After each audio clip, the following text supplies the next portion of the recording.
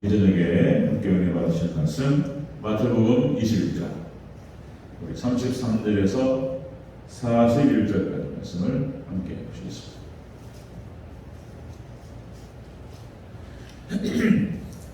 네, 마태복음 21장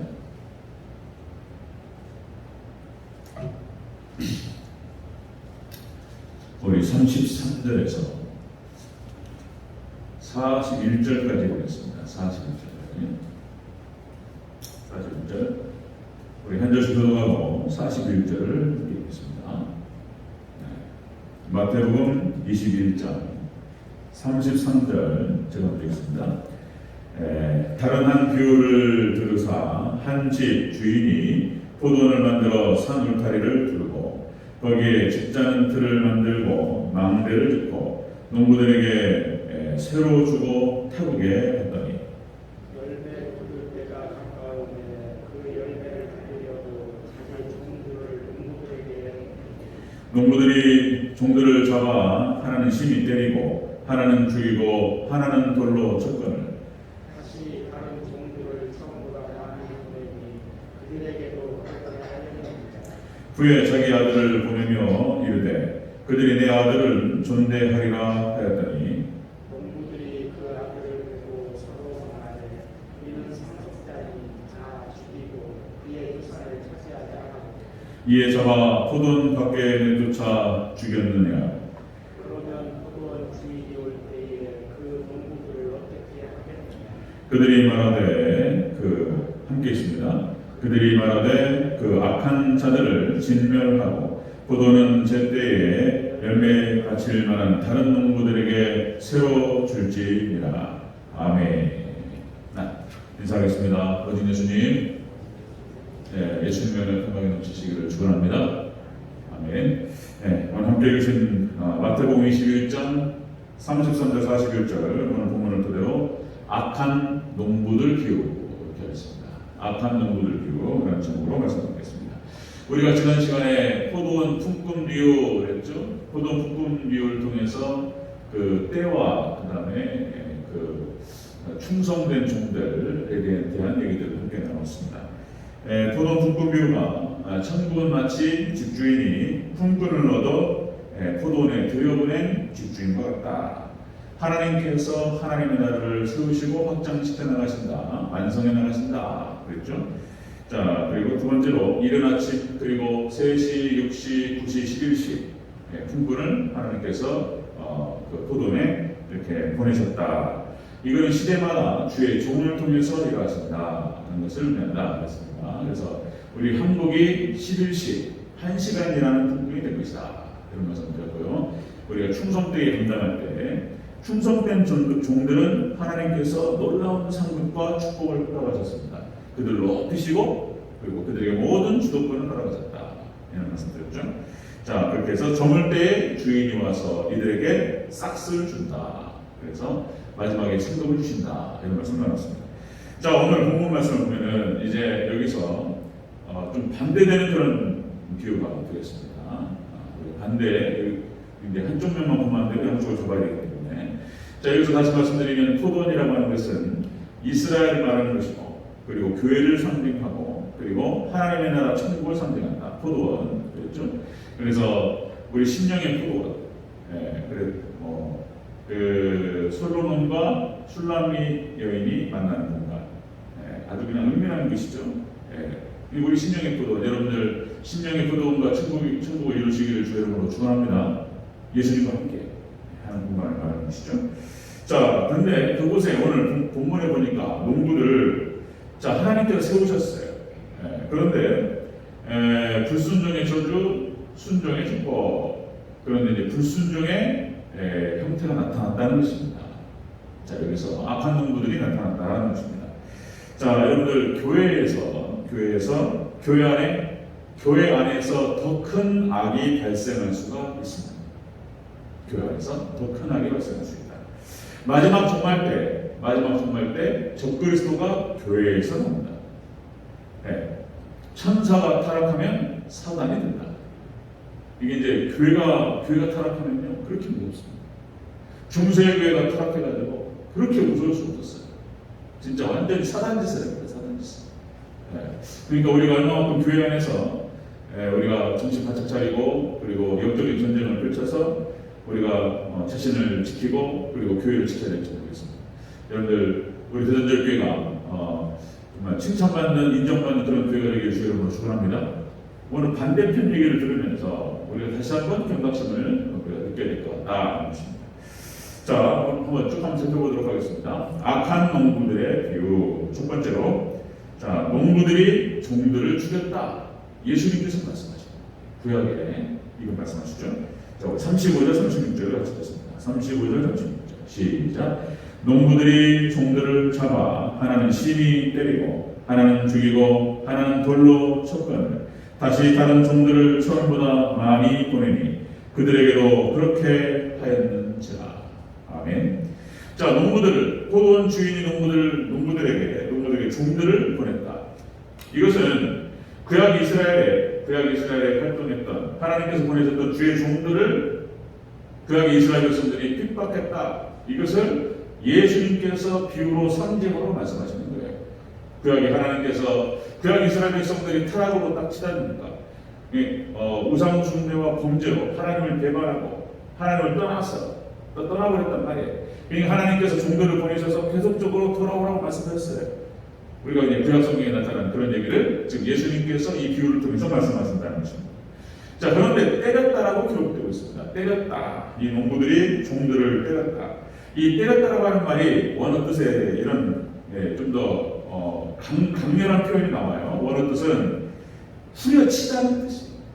후려치다, 때리다, 부시다 이런 뜻이에요. 하나님께서 주의 종들을 보내셨는데 구약의 이스라엘 백성들이 완전 타락으로 치닫으면서 하나님 보내신 종들을 갖다가 후려치고 부셔버렸다는 거예요. 지금 예수님께서 그렇게 말씀하시는 거예요. 지금. 자, 여러분들 이스라엘 백성들이 출애굽을 해서 광야 교회도 광야 출애굽 1세대도 하나님 앞에 바로 서지 못했습니다. 그래서 가나안 땅에 들어가지 못했죠. 2세대가 들어갔다는 거. 그리고 구약 이스라엘 사사기부터 해가지고 열왕기 역사가 쭉 나가는 과정에서 신명기 28장, 레위기 26장에 나타나는 불순종의 저주가 그냥 그대로 실현되어 버렸어요. 성취되어 버렸어요. 하나님을 떠나고 무상순대해 버렸습니다. 그런 역사를 우리가 너무나 잘 알죠. 자, 악한 농부들 비유를 통해서 예수님께서 그렇게 말씀하시는 거예요. 지금 농부들이 종들을 죽였다, 때렸다 이런 얘기예요. 자, 여러분들 이사야 선지자, 위대한 선지자죠. 위대한 선지자. 이사야서 66장을 기록하면서 어떻게 그렇게 기록했을까? 참 그 작은 성경이라는 표현을 쓴다고 그랬죠. 작은 성경. 진짜로 이사야서 1장부터 39장까지 구약 성경의 그 틀하고 똑같아요. 그 다음 38장부터 66장까지 신약 성경 27장하고 똑같아요. 그러니까 이사야서를 갖다가 작은 성경이라고 얘기하는 거예요. 어떻게 그렇게 했을까? 예수님께서 십자가상에서 돌아가시는 그런 장면을 마치 보고 얘기하는 것 같아요. 우리가 이사야서 몇 장입니까? 53장? 예수님께서 십자가상에서 그런 양 같아서 우리를 위하여 질고를 지시고 설명하잖아요. 위대한 선지자였습니다. 이사야 선지자. 자, 이사야가 이렇게 얘기하죠. 이사야서 1장 18절에서 오라 우리가 서로 변론하자. 너희 죄가 주홍 같을지라도 눈과 같이 헤어질 것이요 진홍같이 붉을지라도 양털같이 희게 되리라. 하나님의 말씀을 대변하면서 이스라엘 백성들을 향해서 돌아오라고 회개하라고 나랑 한번 얘기하자. 나랑 변론하자. 하나님 말씀을 대변해서 이사야 선지자가 이스라엘 백성들을 향해서 돌아오라고 말했던 거예요. 그렇게 회개하라고 얘기했음에도 불구하고 이스라엘 백성들은 회개하지 않았습니다. 그리고 이사야 선지자를 구약의 이스라엘 백성들이 죽였어요. 이사야 선지자는 순교당합니다. 톱으로 두동강 났습니다. 여러분들 히브리서 11장 36절에 보니까요, 이런 장면이 나와요. 히브리서 11장 36절 돌로 치는 것과 그리고 톱으로 켜는 것과 칼로 죽임을 당하고, 그러니까 믿음의 선진들이 어떻게 고난을 당했고 이 땅에서 믿음을 지켰는지 쭉 기록하면서 그런 표현이 나와요. 톱으로 켜고 톱으로 펴는 것과 칼로 죽임을 당했다. 톱으로 폈다라고 하는 것이 표현이 이사야 선지자를 얘기하는 거예요. 이사야 선지자가 톱으로 숨겨졌습니다. 그 다음에 여러분들 눈물의 선지자 예레미야도 마찬가지입니다. 예레미야가 이런 표현을 써요. 예레미야서 20장 14절 18절에서 이렇게 얘기합니다. 내 생일이 저주받았더라. 내가 태어나지 않았더라. 이렇게 표현해요. 내가 차라리 태어나지 않고 죽었더라. 이러면서 내가 어찌하여 태에서 나와가지고 고생과 슬픔을 보며 나의 날을 부끄러움으로 보내는 이사야 선지자가 너무나 힘들어가지고 하나님께서 시키는 대로 했어요. 그냥 예레미야 선지자는 하나님 말씀을 대면해서 회개하라고 외쳤고, 그리고 하나님께서 이제 예레미야는 이런 거예요. 예레미야는 하나님께서 심판을 작정하셨다.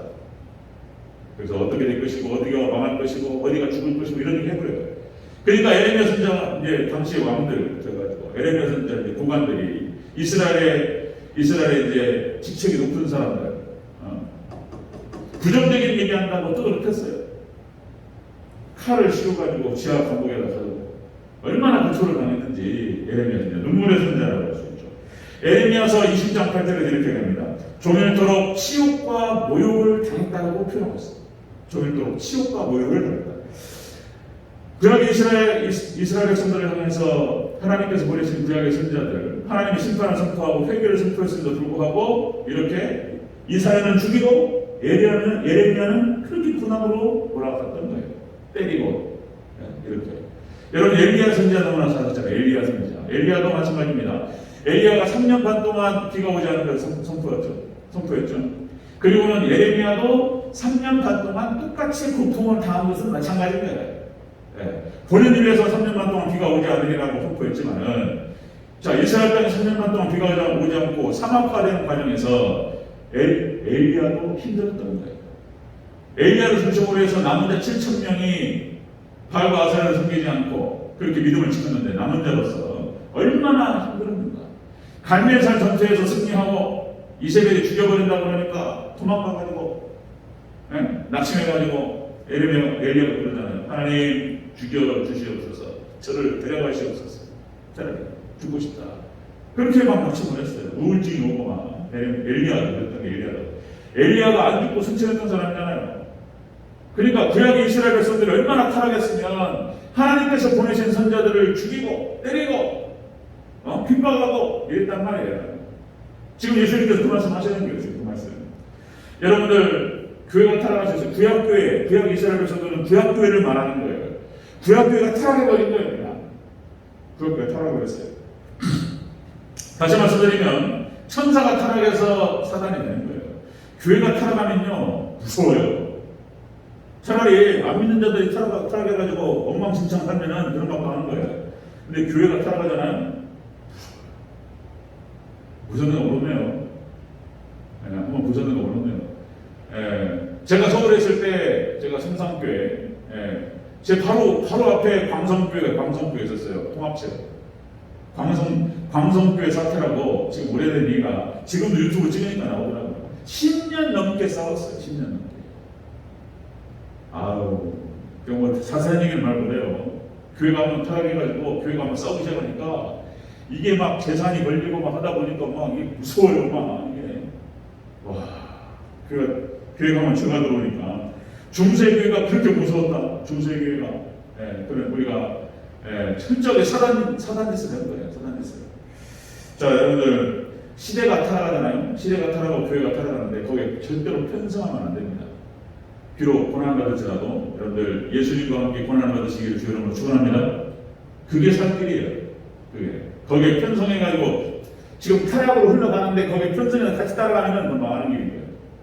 하나님께서 구약교회를 공중분해 시켜버리셨습니다. 구약 이스라엘 백성들. 하나님께서 그냥 강력하게 그냥 그런 장면들. 자, 악한 농부들 비유를 통해서 예수님께서 그렇게 말씀하셨습니다. 구약의 이스라엘 하나님의 종들을 핍박했다. 이렇게 말씀하셨습니다. 자, 두 번째요. 악한 농부들 비유를 통해서 말씀하신 거. 두 번째, 아들을 보냈는데요. 그 아들을 포도원 밖으로 내쫓고 죽였다. 이렇게 말씀하셨어요. 39절을 읽겠습니다. 39절. 시작. 38절 39절. 38절 39절. 시작. 농부들이 그 아들을 보고 서로 말하되 이는 상속자니 자 죽이고 그의 유산을 차지하자 하고 이에 잡아 포도원 밖에 내쫓아 죽였느니라. 아멘. 예수님께서 하신 말씀. 자기가 어떻게 될지를 다 하셨어요. 이런 비유들을 통해서 다 그 내용이 들어가요. 예수님께서 아직 십자가를 지시기 전에 어떻게 될지 다 아셔요. 이 비유를 통해서 제자들에게 다 말씀하셨던 것입니다. 자, 이것이 아들을 포도원 밖으로 내쫓아서 죽였다라고 하는 것은 자, 신약 시대 예수님 당시의 유대인들이 예수님을 죽일 것을 말씀을 하셨습니다. 미리 다 말씀하셨어요.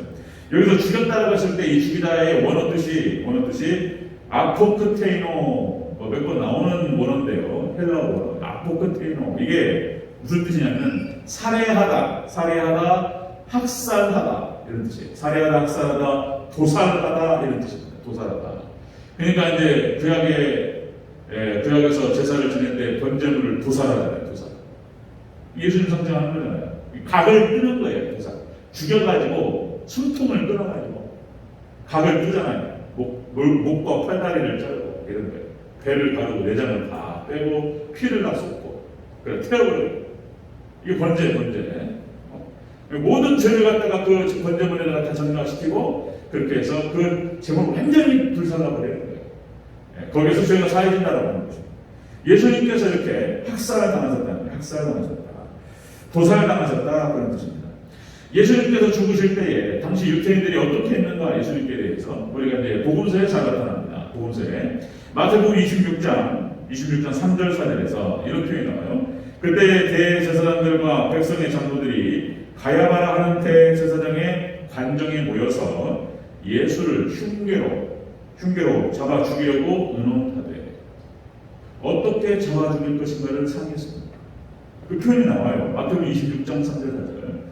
흉계 꾸며가지고 그 사람들이 누구냐면은 대제사장들이었어요. 유대인 대제사장들과 장로들이 그렇게 한 거예요. 장로들이 이걸 어떻게 잡아 죽일 것인가. 흉계라는 표현이 나옵니다. 흉계라는 표현. 자, 그 다음에 마태복음 26장 47절 48절에 이런 말이 나와요. 말씀하실 때 12 중 하나 유다가 가룟 유다가 앞장섰어요.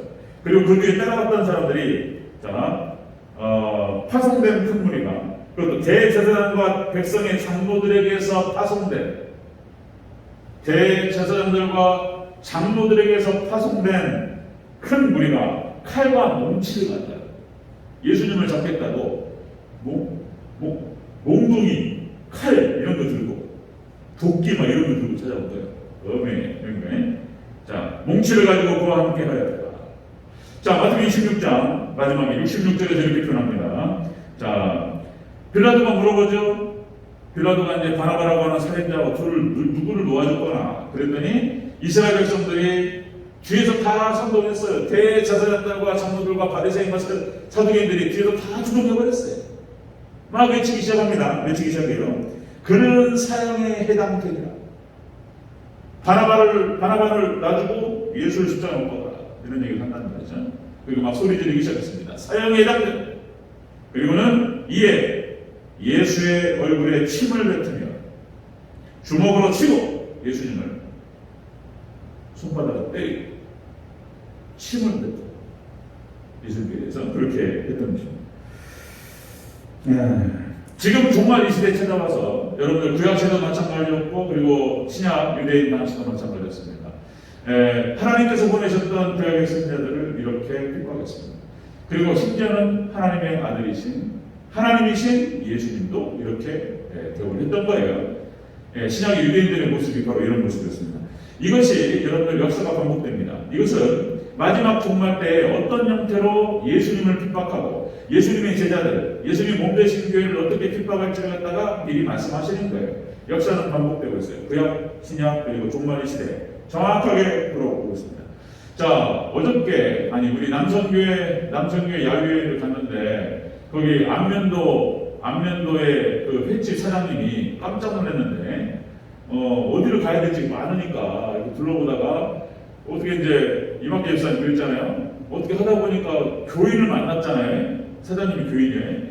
그런데 서울에서 알고 보니까 서울에서 신앙생활을 했고 안면도하고 무슨 관련이 있는지 모르겠지만 여기 가서 사업을 하시는 사장님이셨어요. 여자 사장님. 그분이 그런 말씀 하시는 거예요. 통합측이에요, 합동측이에요. 우리 합동이라고. 근데 그 이막기 집사님의, 그러니까 김정아 집사님의 오빠 되시는 분이 통합측이시지만 통합측. 그러니까 이게 사장님 뭐라고 하시냐면, 아이 거기 통합측대라고 못 간다고. 나는 합동측 교인이라고 그렇게 말씀을 하시면서, 아유 우리는 WCC 에큐메니칼 우리는 안 된다고 딱 그런 얘기를 하는 거예요. 한 60대 초반 되는 그 권사님인지 집사님 모르겠어요. 그분 말로 그렇게 표현하는 거예요. 다 법정 장관님 최홍석장 다 들으셨어요. 근데 이제 그분 말로 우리는 WCC 에큐메니칼 거기 통합측은 안 된다고 딱 그렇게 말하면서 거기가 이제 통합이라고 못 간다는 거예요. 우리는 합동측 교회 못 간다. 이런 얘기를 한단 말이에요. 우리 합동측이라고 이렇게 얘기하면서 거기 가서 이제 좀 잘해주셨어요. 이렇게 좋은 가격에 푸짐하게 주셨어요. 네. 깜짝 놀랐어요. 네, 안면도 가가지고 안면도 거기서 횟집 사장님이 그런 말 하니까 깜짝 놀랐습니다. 자, 여러분들, 그러니까 이 마지막 종말 때에 또 한 번만 말씀드리면 자유주의 신학이 100년 전부터 지금 준비해온 거예요. 100년을 준비해왔어요. 100년을. 여러 번 반복했지만은 소위 말해서 20세기 신학, 현대 신학, 신정통 신학, 칼바르트 신학, 이 똑같은 말들이에요. 20세기 신학이 현대 신학을 말하는 것이고, 현대 신학이 칼바르트 신학이고, 칼바르트 신학이 신정통 신학이고, 이 신학을 중심으로 해서 1940년대, 50년대에 전 세계적으로 에큐메니칼과 WCC를 주도했어요. 우리 장로교도 통합과 합동이 딱 찢어질 때에 에큐메니칼로 찢어진 거예요. 그때 당시에 80% 이상이 다 WCC로 다 갔어요. 20%도 안 됐어요. 우리 합동측이. 합동측이. 그런 역사가 있습니다. 1960년대 초반. 합동측 한 20%, 10%, 20%밖에 안 남고 거의 90% 이상이 90% 가깝게 통합으로 가버린 거예요. 근데 지금 한 70년 지났나요? 70, 80년 지났는데 지금 이제 합동측이 거의 비슷비슷해요. 통합처럼 교세가. 어쨌든 우리 합동측은 WCC 에큐메니칼 인정할 수 없습니다. 교회 통합운동, 처음에는 교회 통합운동이었어요. 그 사람들이. 그래서 함께 모여가지고 서로 교단 교리 싸움하지 말고 함께 모여서 선교하자, 사랑하자 이렇게 나온 거예요. 뭐라고 말할 거예요 거기다.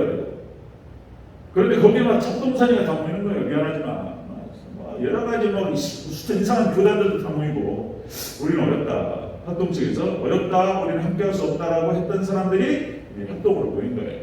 그러니까 이제 분리주의라고 그러고 분리주의자. 합동측 교단이 우리 통신계열이 분리주의자라고 욕을 먹었어요.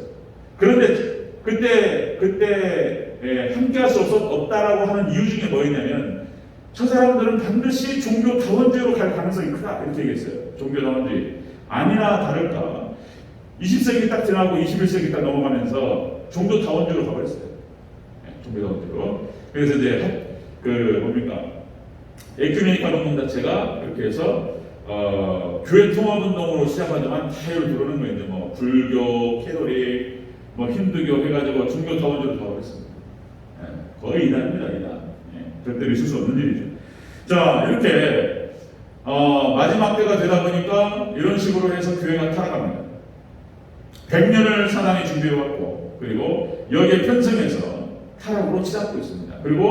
그래서 이 20세기 신학으로 인해서 유럽 교회와 미국 교회가 끝나버렸어요. 그냥 절단나버렸어요. 한국 교회도 반절이 이쪽에 있죠. 반절이 칼바르트 신학, 신정통 신학 반절이. 우리 장로교, 정통 장로교 합동측 통합측도 그걸로 쪼개져 버렸어요. 그냥 이렇게 되는 거예요. 자, 그다음에 여러분들 70년대, 1970년입니다. 1970년에 소위 말해서 크레독이라고 하는 설교학자인데 이 크레독이 이렇게 신정통 신학을 받아가지고 설교학을 정리를 했는데 이것이 균합법적인 설교를 만든 거예요. 한번 말씀드렸습니다. 네. 균합법적인 설교. 저도 어렸을 때 제가 고등학교 때 제가 20대 초반에 프리셉트라고 하는 균합법적인 성경 공부 이것도 많이 유행했습니다. 아마 아시는 분 아실 거예요. 프리셉트, 균합법적인 성경 공부. 그래서 설교가 균합법이 돼야 된다는 거예요. 균합법. 잘못된 거예요. 이것이 미국에 70년대 들어와서 미국을 완전히 미국 교회를 그냥 엎어나갔어요. 미국 교회 가니까 한국 교회는 둘 다 따라갔어요. 이 균합법적인 설교 방식으로 인해서 강단이 타락해버렸어요. 그리고 이 귀납법이 나쁘다고 하는 것을 지금도 몰라요. 어떤 목사님들은 지금도 몰라요. 이게 뭔 얘기냐면은 귀납법과 연역법의 차이는, 연역법은 결론을 얘기하는 거예요. 제가 지금 하는 게 연역법인 거예요. 제가 하는 것이. 제가 악한 농부들의 비유 이렇게 해가지고 제목에서 결론을부터 말씀드리고 가는 거예요. 이렇게. 연역법은 결론 얘기하고 밑으로 가서 논증하는 거예요. 귀납법은 거꾸로예요. 거꾸로 논증을 막 하다가 뒤에 가서 결론을 내는 거예요. 뒤에 가서. 이게 귀납법입니다. 귀납법은 여러 가지 접근사진을 막 집어넣어요. 근데 연역법은 최대한 성경에서 떠나지 않으려고 노력하는 거예요. 네. 논증 과정에서 오늘 본문 얘기를 하고 본문의 핵심을 제목으로 얘기하고 대지를 잡고, 그리고 성경적인 논증, 구약 성경과 신약 성경을 거기다 끼워 넣으면서 최소화시키는 거죠. 세상 얘기는 최소화시키고 성경은 떠나지 않는 거예요. 절대 떠나면 안 되는 거예요. 이것이 청교도들을 통해서 하나님 주셨던 설교법인 거예요. 여러 번 말씀드렸지만 그렇습니다. 그런데 이게 그냥 타락해버렸어요. 이게 다 귀납법으로 가버렸어요. 그리고 그냥 설교가 타락해가지고 설교에서 농담이나 하고 교양 강연이나 하고 이렇게 해버린 거예요. 지금 한국교회 많습니다. 이걸 구분을 못해요. 자, 이렇게 지금 마지막 종말을 향해서 이렇게 교회가 타락의 일로로 지금 가고 있는 것을 우리가 볼 수 있습니다. 자, 예수님께서 말씀하시기를, 악한 농부들 비유를 통해서 예수님 하신 말씀, 구약교회가 타락해서 하나님께서 보내셨던 주의 종들을 갖다가 핍박했고, 그리고 신약교회 예수님 그 아들을 보내셨는데 그 아들도 죽여버렸다는 거예요. 예수님 하시는 말씀이시죠. 예수님. 그리고는 이제 예수님께서 말씀하십니다. 그들을 그들은 진멸당하리라, 이렇게 말씀하셨습니다. 자, 악한 농부들 비유 세 번째, 마지막에 그것입니다. 세 번째, 보도원 주인이 이 악한 자들을 진멸하리라, 이렇게 말씀하십니다. 41절을 마치겠습니다. 41절. 시작. 그들이 말하되 그 악한 자들을 진멸하고 포도는 제때에 열매를 받을 만한 다른 농부들에게 새로 줄지니라. 아멘. 다른 사람을 새로, 그들은 진멸하리라. 예수님께서, 하나님께서 말씀하십니다. 그러니까 하나님께서 악한 자들을 진멸하실 것을 말씀하셨습니다. 예수님께서 하신 말씀이에요. 여기 진멸하다라고 하는 뜻이 히브리어는 헤렘. 그것이 가나안 정복 전쟁 때 싹 정리해버린 진멸.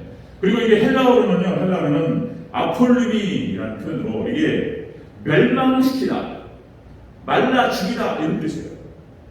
와, 이 말이 표현이 무섭습니다. 헬라어 뜻이 말라 죽인다. 그냥 완전히 다 진멸해버린다는 거예요. 그러니까 주인이 보냈던 종들을 갖다가 다 죽이고, 그리고 아들까지도 죽였다. 그러니까 주인이 그냥 와가지고 다 정리해버린다. 실질적으로 여러분들 또 아시는 말씀, 구약의 이스라엘이 하나님께서 멸망시켜버렸어요. 멸망. 북이스라엘은 아수르에 의해서 멸망시키고, 남유다는 바벨론에 의해서 바벨론을 보내가지고 싹 정리해버렸어요. 마지막 남유다의 시드기야 왕 두 눈을 뽑아버려요. 하나님께서 보내셔가지고 진짜 당시 바벨론에 의해서 이스라엘이 멸망당할 때에 잔인하게 죽였습니다. 잔인하게. 한 번 더 있어요. 말라기 구약성경 끝머리에서 말라기하고 세례 요한 사이에 400년이 있습니다. 400년의 기백 기간 동안에 안티구스 에피파네스라고 하는 이 사람이 떠났다는, 성전을 재건하잖아요. 느헤미야와 에스라를 중심으로 성전을 재건했어요. 예루살렘은 성벽을 재건하고 하나님을 섬기리라. 그런데 또 타락해. 말라기 이후로 또 타락해. 거기에서 하나님께서 또 헬라를 보내가지고 그래서 안티구스 에피파네스를 통해가지고 이스라엘 다시 한번 다치듯이 이렇게 역사가 반복돼요. 진짜 비참하다는 말이 거기서 보는 거예요. 비참하다는 게 무엇인가. 무시무시합니다. 당시에 그러니까 예루살렘에 있는 모든 제사들을 다 허물어버렸어요. 하나님께서 제사 받지 않겠다. 하나님은 심판하시는데, 하나님께서 매를 들으셔가지고 때리시는데, 하나님 백성들을 때리시는데 그렇게 심하게 때리셨어요. 네. 돼지 피를 갖다가 성전에 뿌려버려요. 제가 입에 올리기가 너무 어려운데, 당시에 헬라 안티쿠스 에피파네스가 어떻게 했는지, 유태인들, 특별히 임신한 여자들을 갖다가 옷을 벗겨버려요. 길거리에 딱 쳐놓고 마차가 와가지고 배워버렸어요. 그것이 다 기록이 나옵니다. 하나님을 떠나서 철저히 하나님의 말씀을 거부하고 몇 번을 돌아오고 계속 말씀하시는 불구하고 종들을 잡아주고 이래버렸어요. 그걸 딱 보면서 그들이 이스라엘 백성들이 범죄 가운데서 망하는 그런 장면들을 보면은 그러니까 비참하다는 것이 무엇인지를 이런 표현을 잘 몰라요. 그 장면을 봐야 돼요. 무슨 자, 여러분들 또 말씀드리면 신약의 유대인들이 예수님을 십자가에 못 박고 초대교회를 핍박했어요. 하나님께서 신약의 유대인들을 심판하실 때 로마 디도 장군을 보내셔가지고 로마로 해가지고 그냥 예루살렘 성을 다 폭파시켜버렸어요. 하나님께서 하신 거예요. 로마를 보내가지고 도리에 돌 하나 남지 않고 다 흩어뜨려요. 그냥 다 110만 명 당시 유대인들이 로마 디도 장군이 예루살렘에 와가지고 죽인 사람만 110만 명, 9만 7천 명을 포로로 끌고 왔어요. 이게 역사예요. 그런데 이것이 마지막 종말 때 재현된다는 거예요. 마지막 종말 때. 이게 구약의 이스라엘이 멸망하는 장면과 신약의 유대인들이 멸망하는 장면이 마지막 종말에 대한 예표예요. 역사가 반복되면서. 그러니까 교회가 여러분들 우리가 정말 믿음의 백성들은 반드시 하나님께 구원하셔요. 하나님 지키시고 보호하셔요. 근데 분명한 것은 정말로 믿음이어야 된다는 거예요. 믿음. 적당히 교회 안에 들어왔다고 되는 게 아니고 정말로 믿음. 예수님을 나의 신앙으로 믿어드리고 예수님을 인하고 아멘. 여러분들 진정한 믿음으로 주님만 의지하시기를 주의 이름으로 축원합니다. 진짜 믿음 아니면 안 돼. 제가 분명히 로마서 8장은 믿는 자들을 놓고 얘기하는 거예요. 믿는 자들. 네. 자, 교회가 타락해요. 마지막 종말 때 교회가 타락합니다. 지금 배교 시대예요. 다시 말씀드리면 전 세계가 지금 배교로 가고 있어요. 유럽 교회가 다 끝났어요. 마지막 때 지금 예수님께서 말씀하신 그런 15가지 연속적 징조에 나타나죠. 성적인 타락이 크게 다르고 있습니다. 성적인 타락이. 국가별로 특별히 유럽에 있는 국가들, 유럽 국가들 중에서 대부분이 지금 성매매를 합법화시키고 있어요. 동성애는 말할 것도 없고 차별금지 꼭 통과되고요. 성매매가 합법화되고 있습니다. 특히 네덜란드 같은 경우는 아브라함 카이퍼라고 하는 아브라함 카이퍼 3대 칼빈주의자 얘기하면은 3대 교육자 아브라함 카이퍼, 헤르만 바빈, 벤자민 오필드 이 세 명입니다. 탁월한 사람들이었어요. 그 중에 아브라함 카이퍼라고 하는 사람이 지금부터 100년 전에 네덜란드의 총리였어요. 목사님이 신학자가 당시에 네덜란드의 대통령이었다. 그리고는 계획을 했어요. 그런데 100년 후에 네덜란드가 이렇게 되어버렸어요. 엉망진창입니다. 텔레비를 틀면 바로 포르노가 나와요. 지금 네덜란드 그래요. 이렇게 살아버렸어요. 한국교회는 있을 수 없는 일이죠. 한국은 그래도 한국은 이렇게 지키고 있는 거예요. 하나님께서 마지막 때 한국 쓰실 줄로 믿습니다.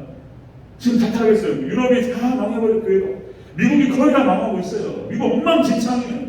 미국의 고등학생들 30%가 있잖아요. 자퇴해버려요 그냥. 미국의 고등학생은 30%가 자퇴해버려요. 네. 그 몇 개 주에 좀 보수적인 그 주들 있잖아요. 보수적인 주들. 그나마 교회가 여전히 힘을 쓰고 있는 그런 주들은 그나마 지켜요. 그런데 하나님 떠나버린 그런 주들 있죠. 엉망진창입니다. 미국이 지금 그래요. 하나님 떠나고. 그렇습니다. 지금 마지막 때 지금 음녀라고 말씀하셔요. 음녀 그러니까 뭡니까 이제 결혼을 했는데 나가버렸어요. 바람피고 여자가 고매. 음녀라고 말하는 가늠한 여자. 지금 교회가요 가늠해버려 가늠. 교회가 지금 음녀예요. 자, 여러분들 오바댜 1장 5절. 오바댜는 한 장밖에 없어요. 오바댜 1장 15절에서 이렇게 됩니다.